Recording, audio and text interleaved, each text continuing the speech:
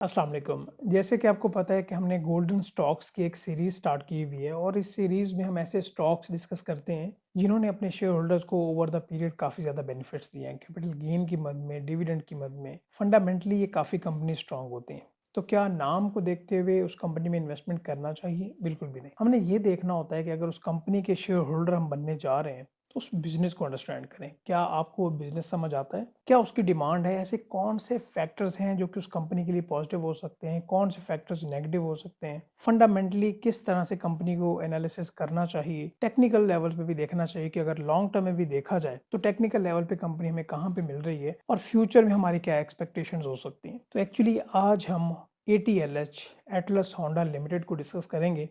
एक बहुत अच्छी कंपनी है फंडामेंटल्स, टेक्निकल लेवल्स पे और साथ जो इसके फ्यूचर के प्लान्स हैं, फ्यूचर की आउटलुक है वो किस तरह से देखी जा सकती है। ये सारा कुछ आज हम डिस्कस करेंगे। इसके अलावा मैं आपको ये बताता जाऊँ कि ये पर्पस चैनल बनाने का यही था कि जो हमारे पास नॉलेज है हम आपको फ्री ऑफ कॉस्ट डिलीवर करें। बाकी अगर आपको बेहतर लगता है अपनी अंडरस्टैंडिंग के मुताबिक आप स्टॉक मार्केट को समझें, कंपनीज को समझें और अकॉर्डिंगली आप इन्वेस्टमेंट प्लान करें।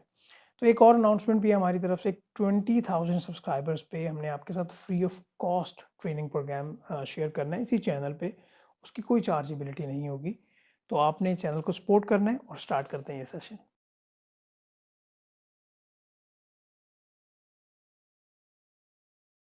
जब भी हम किसी कंपनी में इन्वेस्टमेंट का प्लान बना रहे होते हैं, तो इन्वेस्टमेंट से पहले उस कंपनी के बिज़नेस को अंडरस्टैंड करना काफ़ी ज़्यादा ज़रूरी होता है क्योंकि हम उसमें हिस्सेदार बनना चाहते हैं। तो हमारा सीक्वेंस ये होगा कि सबसे पहले हम कंपनी के बिज़नेस को अंडरस्टैंड करेंगे।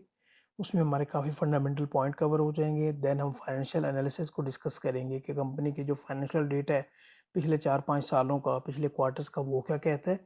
एंड देन टेक्निकल लेवल पे इस कंपनी को देखेंगे और हम ये भी असेस करने की कोशिश करेंगे कि क्या ये कंपनी स्विंग ट्रेडिंग के लिए बेहतर है या लॉन्ग टर्म इन्वेस्टमेंट को देखा जाए तो उसमें हमें अच्छे रिटर्न्स आ सकते हैं और क्यों ये गोल्डन स्टॉक है। तो सबसे पहले हम ये देखते हैं कि हमने कंपनी के बिजनेस को कैसे अंडरस्टैंड करना है, वो डेटा हमें कहाँ से मिलेगा। पाकिस्तान स्टॉक एक्सचेंज के हमने डेटा पोर्टल पे आना है, हमने कंपनी को सर्च किया और यहाँ पे अनाउंसमेंट वाले सेगमेंट में हमारे पास रिजल्ट्स आ रहे होते हैं, क्वार्टरली रिजल्ट्स और साथ एनुअल रिपोर्ट्स आ रही होती हैं। तो अच्छा डेटा ये है कि हम अगर कंपनी के बिजनेस को अंडरस्टैंड करना चाहते हैं, तो जो लेटेस्ट एनुअल रिपोर्ट है आप उसको यहाँ से डाउनलोड करें, जिस तरह से यहाँ से मैंने इसको डाउनलोड कर लिया हुआ है। और जहाँ पे ऑडिटेड फाइनेंशियल स्टेटमेंट स्टार्ट होती हैं, जिस तरह ये profit and loss, cash flows, तो इसके नीचे जो है ना, ये हमारे पास notes to the financial statements आ रहे होते हैं। यहाँ से हमें कंपनी के ऑपरेशंस और उसके लीगल स्टेटस के बारे में पता चलता है और ये पता होना काफ़ी ज़्यादा ज़रूरी है। आप इसको स्किप कभी भी मत कीजिएगा। तो सबसे पहले हम इसको देख लेते हैं कि कंपनी जो है वो 1962 में बनी। लाइक इसको नियरली क्या मोर देन 60 ईयर्स हो चुके हुए हैं कि बहुत वेल एस्टेब्लिश कंपनी है।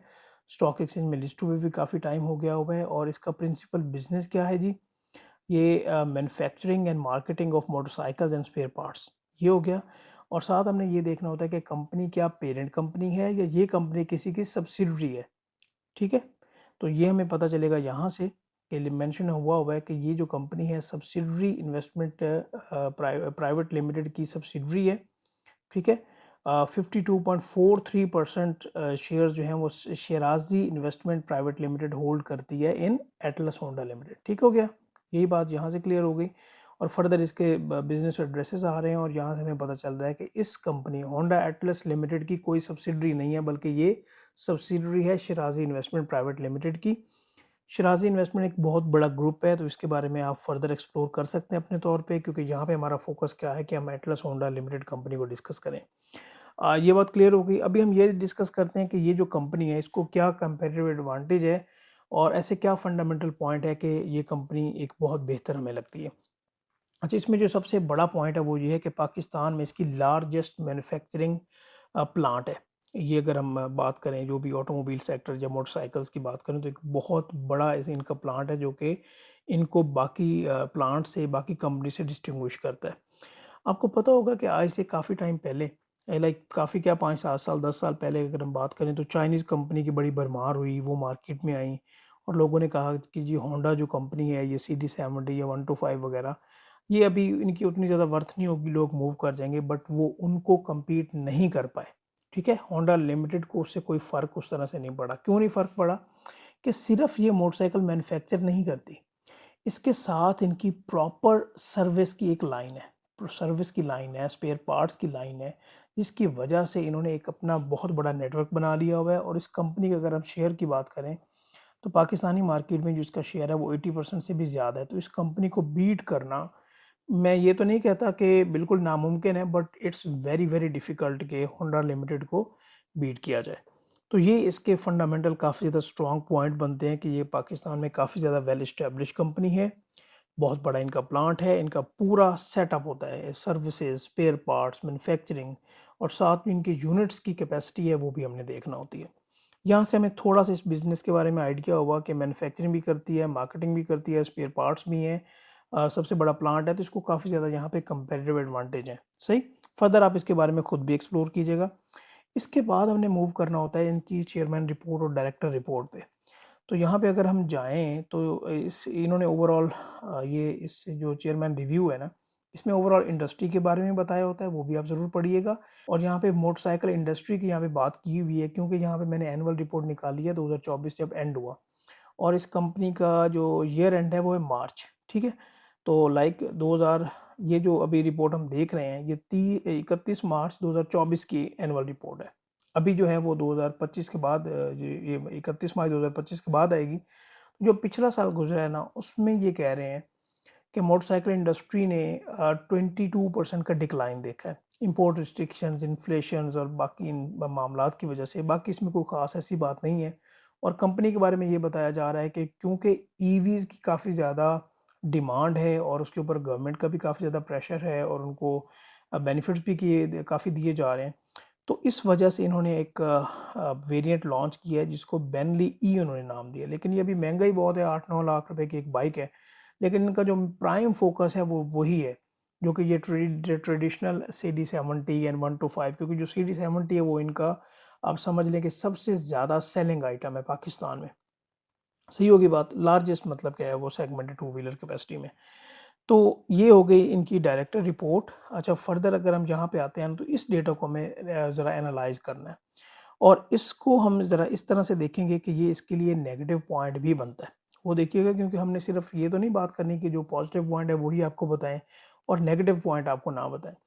अच्छा, यहाँ पे जो इसके सेल्स यूनिट का डेटा है हमारे पास, पिछले 3 साल का ना सेल्स यूनिट का डेटा आ रहा है। अभी हम इसकी कैपेसिटी पे भी जाएंगे। 2022 में ना इन्होंने 1.35 मिलियन जो है ना यूनिट सेल किए। ये 2023 में 1.1 मिलियन हो गए, और 2024 में ये 1 मिलियन से नीचे आए। 9,60,400 इन्होंने यूनिट सेल की ओवरऑल जो भी इनकी मैन्युफैक्चरिंग है।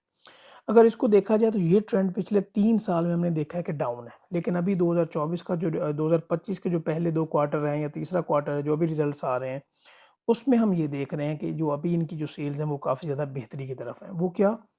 इसमें इंटरेस्ट रेट का काफ़ी ज़्यादा एक एलिमेंट है। ठीक है? इंटरेस्ट रेट जैसे कम होते हैं, लोगों की परचेसिंग पावर बेहतर होती है, तो वो फर्दर जो है चीज़ों को खरीदते हैं। अच्छा, इसमें एक और पॉइंट भी हमें देखने वाला है। वो ये है कि आए दिन आप फेसबुक पे या डिफरेंट जब आप बैंक्स वगैरह विजिट करते हैं तो वहाँ पे आपको पता चलता है कि हर बैंक ने लगाया होता है कि भाई आप होंडा की बाइक है या पर्टिकुलर कोई भी कंपनी है, तो वहाँ पे उन्होंने कहा होता है कि भाई आप फाइनेंस करवा लें।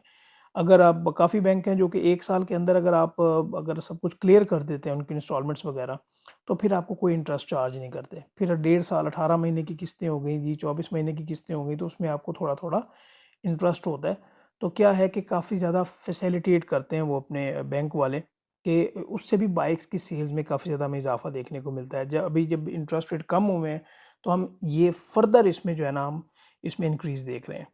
अच्छा, इसके साथ कि जब ये यूनिट्स की सेल कम हो रही है, तो इसके साथ अगर हम थोड़ा-सा नीचे आए ना, तो यहाँ पे इन्होंने सेल्स एंड ग्रॉस मार्जिन्स भी बताए हैं। ये बड़ी इंटरेस्टिंग बात है।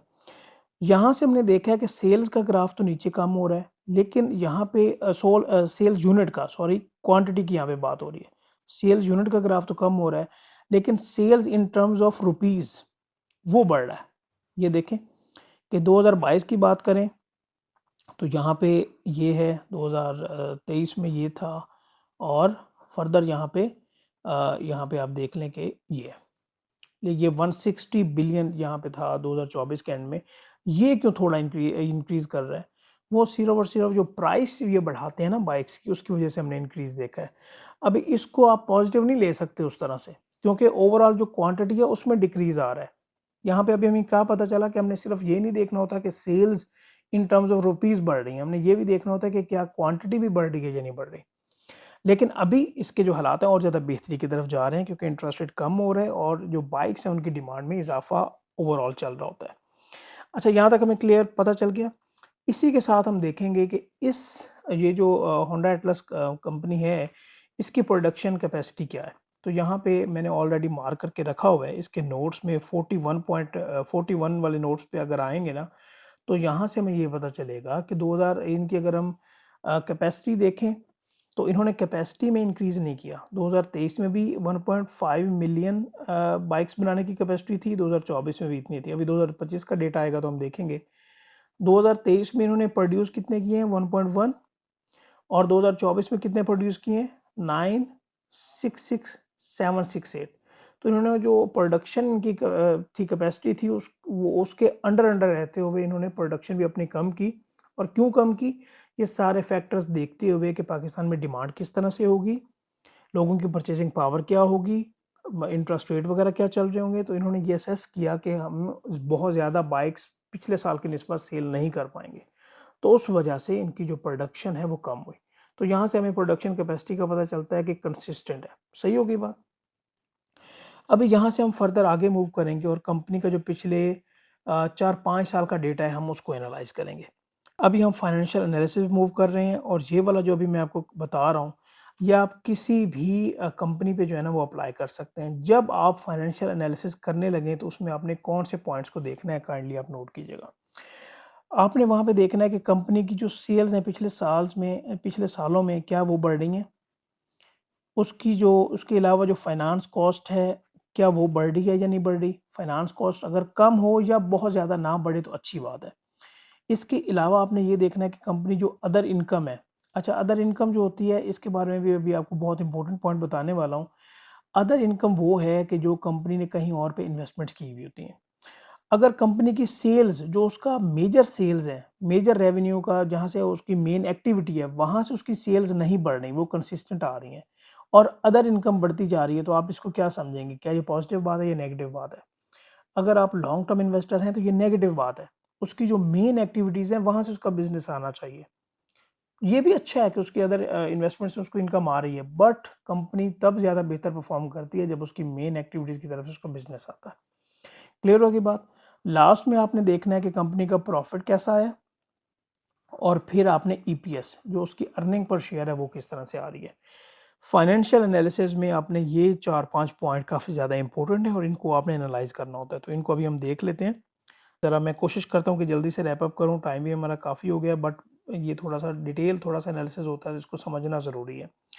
अच्छा, यहाँ से अगर हम देखें जनाब, तो हमें ये पता चलता है कि कंपनी की जो सेल्स हैं, जिनको हम कहते हैं कि ये ब्लड है, ठीक है? अगर कंपनी की सेल्स नहीं हो रही, यहाँ से देखें कि 2019 में कंपनी ने 82 अरब का 82 बिलियन का बिज़नेस किया और फिर कंसिस्टेंट से इंक्रीज़ करता-करता 160 बिलियन पे आया है और अभी जो 2025 के स्टैट्स आ रहे हैं, उसमें हमें फर्दर इंक्रीज़ काफ़ी देखने को मिलेगा। पॉसिबिलिटी है कि ये वाली फिगर अभी हम रिज़ल्ट आएगा तो पता चलेगा 185 टू 190 बिलियन तक हम ये फिगर देखें, तो जो एक पॉजिटिव फिगर है, ठीक है? इसके बाद हमने क्या देखना होता है? Other income. अदर इनकम क्या है जी? जो इस कंपनी ने कहीं और पे इन्वेस्टमेंट की हुई है, वहाँ से उनको कहाँ से इनकम जनरेट हो रही है। अच्छा, 2019 में ये 1 बिलियन थी और बढ़ के अभी 9 बिलियन हो गई है। अभी इसकी परसेंटेज लें इसके साथ तो क्या परसेंटेज बनती है और यहाँ पे परसेंटेज लें तो क्या बनती है परसेंटेज, ठीक है? तो इतनी ज़्यादा सिग्निफिकेंट ये नहीं मैं समझता, तो इट्स टोटली फाइन, ठीक है? क्लियर होगी बात? अच्छा, अगला पॉइंट हमारा होता है जी इसका फाइनेंस कॉस्ट का। तो फाइनेंस कॉस्ट की अगर हम बात करें तो इसमें 25 मिलियन थी, ठीक है? ये 25 मिलियन है, ठीक है? और यहाँ पे अगर देखें तो 102 ये जो है ना ये हमारे पास 102 मिलियन फाइनेंस कॉस्ट है बढ़ के 2019 से 2024 में। तो ये इसकी 2000 ये 102,099 और इसके साथ आप इसको डिवाइड करके देख लें तो ये बहुत कम परसेंटेज आती है। ये इसको मैं फाइनेंस कॉस्ट को इतना ज़्यादा कंसीडर यहाँ पे नहीं करता। ठीक हो गई बात। और लास्ट में प्रॉफिटेबिलिटी की बात आती है तो यहाँ पे 3 बिलियन से लेके अभी 10 बिलियन तक का इनको प्रॉफिट आया, जो कि बहुत बड़ा प्रॉफिट है। सही होगी बात? लाइक 2019 से लेके अगर हम अभी तक की बात करें तो 3 गुना से भी ज़्यादा प्रॉफ़िटेबिलिटी यहाँ पे कंपनी ये जनरेट कर रही है। इसके बाद हमने जो इसकी बैलेंस शीट है उसको भी देखना होता है और बैलेंस शीट में कहाँ पे रहेगी इसकी बैलेंस शीट? 1 सेकंड दीजिएगा, मैं ज़रा उसको ढूँढ लूँ, इधर ही होनी चाहिए। ये हमारे पास है जी इसकी बैलेंस शीट और यहाँ पे हमने कंपनी के रिज़र्व्स को देखना होता है। कंपनी ने अभी तक अपने पास जो रिज़र्व्स हैं वो कितने इकट्ठे किए हुए हैं। टोटल इक्विटी देख लें आप। टोटल इक्विटी क्या कि 2019 में बात करें तो 15 बिलियन थी और अभी ये तकरीबन डबल हो चुकी है 2024 में, तो ये अच्छी बात है। लॉन्ग टर्म बोरिंग देख लें, आपको यहाँ पे देखने को नहीं मिल रही, मतलब ये है कि ये कंपनी कैश रिच कंपनी है, इसके पास कैश काफ़ी ज़्यादा अवेलेबल होता है। तो ऐसी कंपनीज जो जो कैश रिच हों उनको काफ़ी ज़्यादा बेनिफिट होता है और वो अपने शेयर होल्डर्स को भी काफ़ी बेनिफिट देती हैं। ठीक हो गई बात? अच्छा, ये हमने फाइनेंशियल एनालिसिस किया इसके स्टैट्स को देखते हुए, जहाँ पे हमने ये कंपनी काफ़ी ज़्यादा स्ट्रॉन्ग लग रही है। इसके बाद हम दोबारा इसके डेटा पोर्टल पे आते हैं। अच्छा, डेटा पोर्टल पे आने के बाद यहाँ पे हम नीचे आते हैं और यहाँ से भी एक्चुअली आप इनके सेल्स का एनालिसिस कर सकते हैं, लेकिन यहाँ पे आपको 4 साल का डेटा मिलता है। यहाँ पे हम देखेंगे कंपनी की जो क्वार्टरली जो डिविडेंड की स्ट्रैटेजी है वो क्या है? कि अभी कंपनी जो है वो रेगुलर बेसिस पे पिछले तकरीबन कोई 2 साल से 2 ढाई साल से ये हाफ ईयरली और ईयर एंड पे लाइक दिसंबर एंड पे और सितंबर एंड पे जब इनका हाफ ईयर होता है और फिर मार्च एंड जब होता है फाइनल ईयर, तो फिर ईयर एंड होता है, तो फिर वहाँ 2 टाइम में साल में 2 बार ये अपने आपको डिविडेंड भी दे रही है। कंसिस्टेंट बेसिस पे डिविडेंड में इंक्रीज़ भी आ रहा है। ठीक है? तो ये डिविडेंड भी दे रही है, बट अभी हम ये देखेंगे कि क्या ये कंपनी टेक्निकल लेवल्स पे भी उतनी स्ट्रॉन्ग है जो अभी हमने देखा है? वो हम देख लेते हैं। ये मैंने इसका डेली चार्ट निकाला है और इस कंपनी का अगर हम डेली चार्ट देखें, यहाँ से हम सिंपल अगर हम ड्रॉ करने की कोशिश करें तो हमें पता चलता है कि कंपनी जो है वो एक बुलिश ट्रेंड में है, ठीक है? लेकिन ये वाली जो करेक्शंस हैं इनसे परेशान ना हुआ करें, करेक्शन ज़रूरी हैं। ऐसा पॉसिबल नहीं है कि कंपनी में बिल्कुल क शेयर होल्डिंग जो उसकी शेयर प्राइस है वो उसमें कमी ना हो। करेक्शंस आएँगी तो फर्दर वो कंपनी आगे ज़्यादा बेहतर ग्रो करेगी। अच्छा, ये हमें कैसे पता चलेगा कि टेक्निकल लेवल्स पे कितनी ज़्यादा बेहतर है? इसका तरीकाकार ये है कि सबसे पहले तो इसका आप मंथली चार्ट निकाल लें। अच्छा, मंथली चार्ट में अगर हम देखें तो इसका ऑल टाइम हाई इस कंपनी ने ब्रेक कर लिया हुआ है। ऑल टाइम हाई जो था पिछला ये वाला था कितना? ये जो 2017 की बात है कि 653 पे कंपनी गई थी और अभी ये कंपनी जो है तकरीबन इसने 914 को टच किया है। अभी इसमें करेक्शन आई हुई है, तकरीबन 800 के करीब ये शेयर ट्रेड कर रहा है। सही? जो कंपनी पिछले अभी 2017 से लेके अभी तक का टाइम देखें तो ये तकरीबन हो गए 6-7 साल हो गए। जो कंपनी इतना बड़ा टाइम गुज़ार के आए और यहाँ तक इसने टाइम गुज़ारा है और उसके बाद ये आपको ये ब्रेकआउट दे, तो वो कंपनी बहुत आगे की तरफ चलती है, ये मैं आपको बता दूँ। बल्कि ये इंडिकेशन भी है कि यहाँ पे अगर देखें, यहाँ पे ओवरऑल अगर हम देखें, कंपनी ने यहाँ पे इस पूरे एरिया में, समझिएगा इस पॉइंट को, कि इस पूरे एरिया में यहाँ तक इस कंपनी ने जो है कंसोलिडेट किया। कंसोलिडेशन के बाद यहाँ पे आप देखें कि कंपनी ने किस तरह से यहाँ पे ये रैली दी और यहाँ से इस एरिया को देखें, यहाँ पे कंपनी ने एक किस्म का अपना साइकिल कंप्लीट किया और यहाँ से इस कंपनी ने ब्रेकआउट दिया और फर्दर ये आगे बेहतरी की तरफ जा रही है। अच्छा, फंडामेंटल पॉइंट्स को भी आपने बड़ा गौर से देखना है, जो मैं अभी टेक्निकल्स पे अप्लाई करने वाला हूँ, और जब क्वार्टरली रिजल्ट्स आते हैं तो वहाँ उससे पहले काफ़ी बेनिफिट लिया जा सकता है। स्विंग ट्रेडिंग को देखें फिर भी कंपनी ये बहुत बेहतर है, अगर लॉन्ग टर्म इन्वेस्टमेंट को देखें तो फिर भी कंपनी बहुत बेहतर है, क्योंकि आप इसमें बहुत ज़्यादा डाउनफॉल नहीं देखेंगे, क्योंकि कंपनी ये पाकिस्तान में जो इसकी प्रोडक्ट्स हैं उसकी डिमांड काफ़ी कमी नहीं होती। सही होगी बात? यहाँ पे अभी मैं इसका डेली का चार्ट निकालता हूँ और जो अभी इंपॉर्टेंट पॉइंट है ज़रा आपने उनको ज़रा नोट करना है, बल्कि मैं इसका वीकली का चार्ट निकालता हूँ, डेली का नहीं, ताकि हमारे पास डेटा ज़्यादा बेहतर आ जाए। अच्छा, इसको नोट कीजिएगा, ये अभी जो ई है, मैं यहाँ पे क्लिक करके बैठा हूँ। इस दिन जो है रिज़ल्ट अनाउंस हुआ है। इस दिन रिज़ल्ट अनाउंस हुआ है 28 अक्टूबर की, लेट्स से मैं यहाँ पे क्योंकि वीकली निकाला है तो आगे पीछे तो एक आध डेट हो सकती है। यहाँ पे जब मैंने रिज़ल्ट या अनाउंस हुआ है यहाँ पे, तो यहाँ पे आप इसकी प्राइस देखें कितनी है, तकरीबन 900 के पास है। और इस एरिया को ज़रा आप गौर से देखें, इस एरिया को। रिज़ल्ट से पहले ये जो 5 से 6 वीक्स हैं, अगर उससे पहले किसी ने एंट्री ली होती और अगले रिजल्ट से पहले-पहले वो अपना एक टारगेट सेट करता तो अच्छा यहाँ से जनरेट कर सकता था। ये सिर्फ एक बार नहीं है, पीछे आएँ ज़रा। यहाँ से फिर देखें, ये रिजल्ट अनाउंस हुआ है और इस कंपनी ने यहाँ पे तकरीबन तकरीबन कोई 685 80 की बात करें।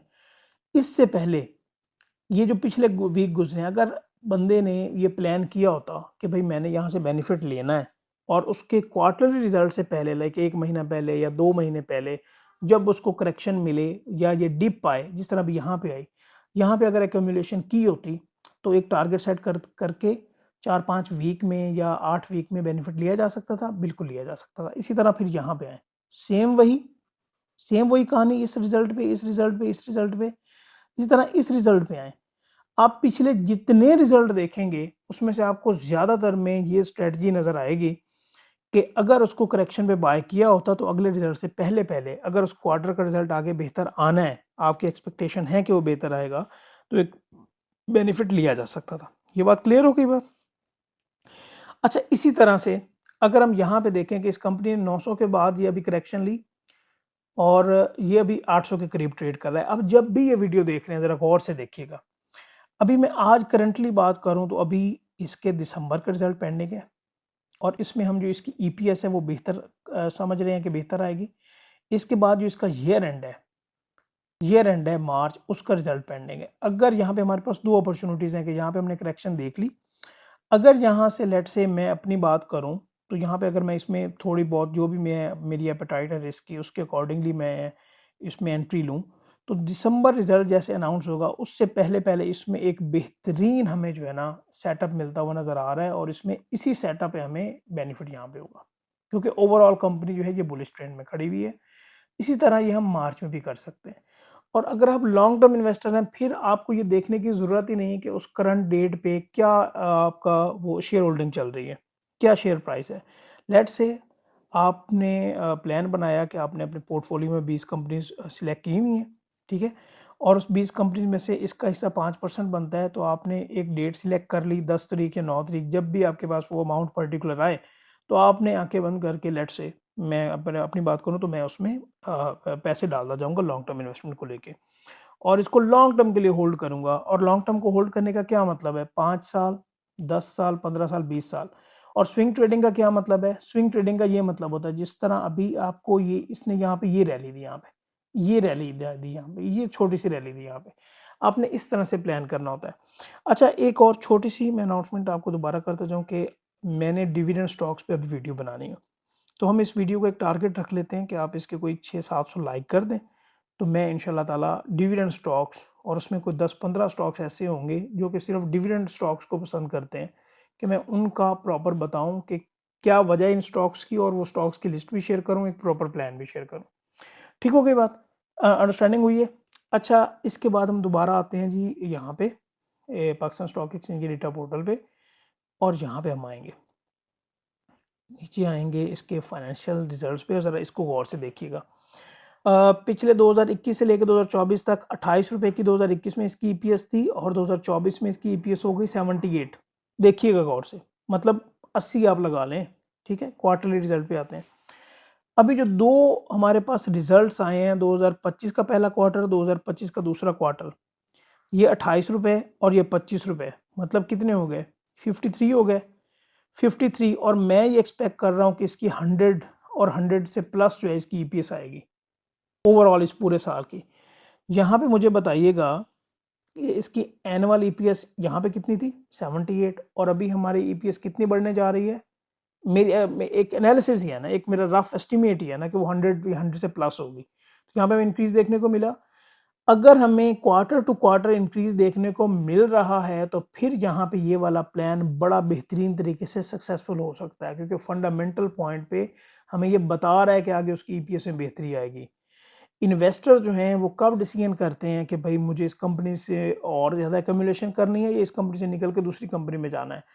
अगर कंपनी की अर्निंग पर शेयर बेहतर आती जा रही है तो उस कंपनी में इन्वेस्टर्स और आते जाएँगे और अगर उसकी ईपीएस कम होती जा रही है, मिसाल के तौर पे आप यहीं से लगा लें कि लेट्स से उसकी ईपीएस 28 से 78 की तरफ नहीं 78 से 28 की तरफ होती ना, तो आज हमें इस शेयर की प्राइस जो है ना वो 200 के करीब मिलती, फॉर एग्ज़ाम्पल उससे भी नीचे होती।